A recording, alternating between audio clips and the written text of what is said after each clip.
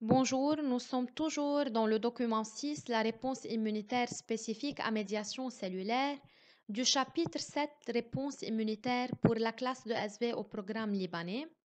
Dans la vidéo précédente, on a vu le mécanisme de cytotoxicité des lymphocytes T contre les cellules du soi modifiées telles que les cellules cancéreuses. Or, nous savons que notre système immunitaire ne reconnaît pas seulement les éléments du non-soi ou bien les éléments étrangers au corps, mais également les éléments anormaux survenant à l'intérieur du corps, tels que les cancers que l'on appelle le soi modifié.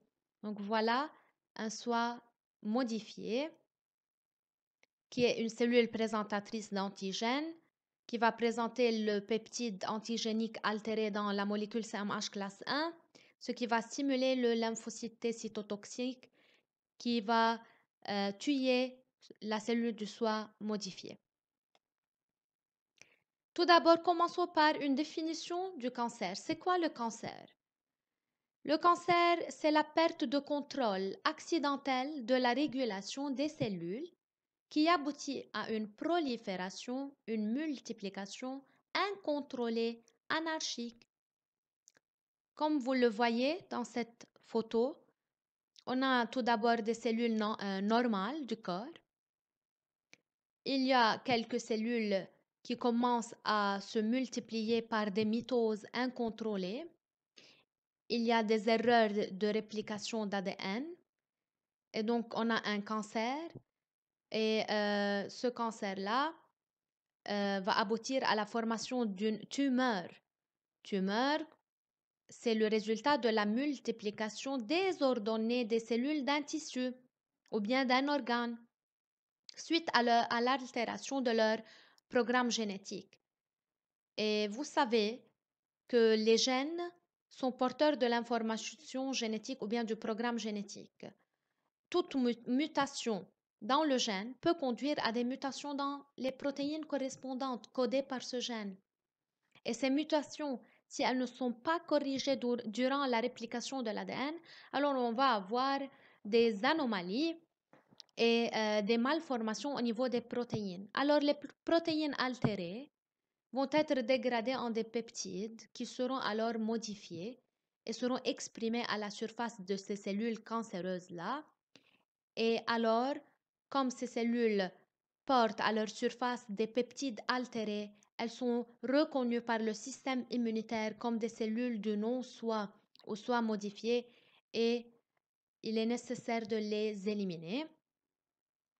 Les cellules cancéreuses envahissent alors les tissus voisins en détruisant ce qu'on appelle les capsules de séparation ou bien les membranes de séparation des cellules, provoquant ainsi des métastases.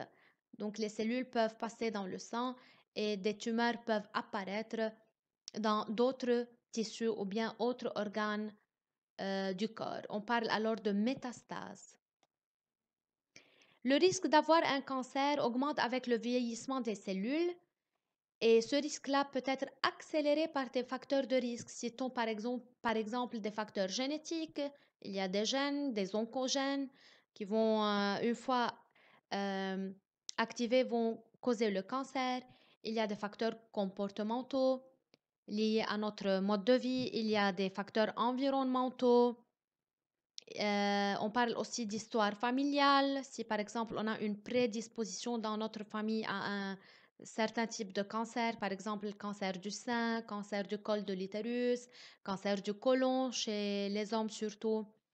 Et aussi des facteurs de risque pour le cancer, c'est l'immunodéficience. C'est d'avoir un système immunitaire affaibli ou bien déficient ou bien faible, non pas qui n'est pas assez puissant. Et lorsqu'on parle d'immunodéficience, ça veut dire on parle de déficience dans l'immunité à médiation cellulaire. Donc, il se peut qu'on a des lymphocytes TC non matures ou bien des anomalies dans la maturation, dans la production de lymphocytes T cytotoxiques et alors l'immunité cellulaire sera perturbée. Donc, c'est le cancer comme définition. Les cellules cancéreuses n'attendent pas passivement que le système immunitaire se déclenche. Certaines cellules cancéreuses, on dit qu'elles développent un camouflage et elles prennent l'initiative pour bloquer l'action des défenses immunitaires. On peut dire que nos défenses sont confrontées à un envahisseur difficile à cibler, c'est le cancer. Les traitements classiques du cancer, comme la chirurgie ou bien la radiothérapie ou bien la chimiothérapie, malheureusement, ces traitements ont des effets secondaires graves. Elles ne sont pas très efficaces pour traiter le cancer, d'où la nécessité d'une thérapie qui va cibler le cancer. Et cette thérapie est appelée l'immunothérapie. C'est la thérapie par le système immunitaire. Elle vise à chercher la bonne cible, de cibler le cancer sans nuiser aux cellules saines ou bien aux cellules souches du corps, comme le fait la radiothérapie ou bien la chimiothérapie. Et cette immunothérapie, comment elle va chercher la bonne cible? Tout simplement en stimulant et améliorant notre système immunitaire. L'une des approches utilisées dans l'immunothérapie, c'est celle représentée dans ce document-là. Qu'est-ce qu'on fait? On peut prélever un échantillon de la tumeur d'un patient. Cet échantillon contient bien sûr des cellules cancéreuses et des lymphocytes T cytotoxiques qui ont migré vers le tissu cancéreux afin de tuer, de lyser les cellules cancéreuses.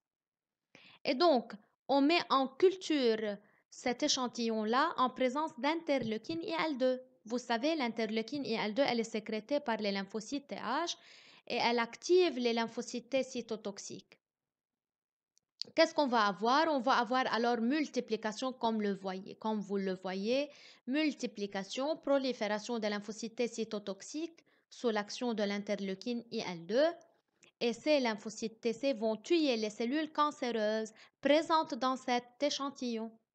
Un mois après, la culture ne contient que des lymphocytes TC cytotoxiques qui ont pu détruire totalement les cellules cancéreuses. Qu'est-ce qu'on fait alors? On réinjecte ces lymphocytes TC activés au laboratoire par l'IL2, on les réinjecte aux patients. Elles attaquent les cellules cancéreuses et les tuent. Et comme ça, on peut traiter le cancer. Donc, on peut dire que l'immunothérapie est une technique prometteuse pour le futur pour traiter le cancer. Au lieu d'avoir recours à la chirurgie ou bien à la chimiothérapie ou bien à la radiothérapie qui vont nuire au corps ou bien à l'organisme. Donc, ces deux vidéos vous ont montré le rôle des lymphocytes TC dans l'élimination des cellules du soi modifiées et l'importance de l'immunité à médiation cellulaire dans la lutte contre le soi modifié, les agents pathogènes intracellulaires et surtout le cancer. D'autres approches comme des informations, d'autres approches dans l'immunothérapie pour stimuler le système immunitaire. On peut injecter le vaccin BCG car il stimule bien les cellules TC. On peut aussi ajouter des cytokines comme les interleukines, mais leur inconvénient, c'est qu'elles provoquent de fortes fièvres et des réactions semblables à celles causées par une infection généralisée. On peut aussi modifier les cellules cancéreuses. Ça veut dire quoi? On les modifie au laboratoire et on les rend inoffensives, atténuées, et cela par irradiation. Et puis on réinjecte ces cellules cancéreuses modifiées aux patients. Elles devraient être suffisantes pour stimuler l'immunité, mais il se peut que les cellules immunitaires risquent de ne plus reconnaître les cellules cancéreuses d'origine si on injecte ces cellules cancéreuses modifiées. Donc, c'était tout à propos de l'immunité à médiation cellulaire et de son rôle important dans la lutte contre le cancer. Et merci de votre attention.